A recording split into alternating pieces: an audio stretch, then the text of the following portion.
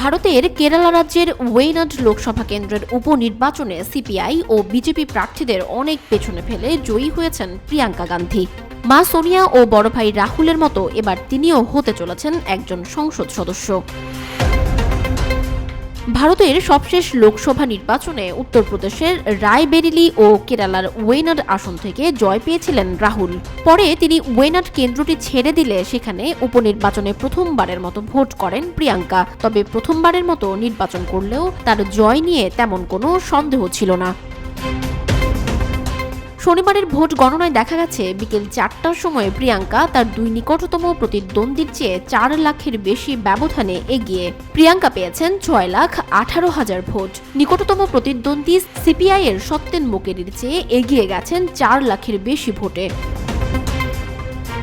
জয় নিশ্চিত হওয়ার পর সামাজিক মাধ্যম এক্সে প্রিয়াঙ্কা লেখেন, এই জয়ে আমি অভিভূত। সংসদে আপনাদের কথা আমি পৌঁছে দেব। আপনাদের আশা ও স্বপ্ন পূরণে আপনাদের হয়ে লড়াই করব। এর আগে চলতি বছরের জুনে লোকসভা ভোটে এই আসনে 6,47,000 ভোট পেয়েছিলেন রাহুল। তিনি তার নিকটতম প্রতিদ্বন্দ্বীর চেয়ে 3,64,000 ভোট বেশি পেয়েছেন। ফলে এবার ভাই রাহুলের চেয়েও বেশি ভোটের ব্যবধানে জিতলেন প্রিয়াঙ্কা।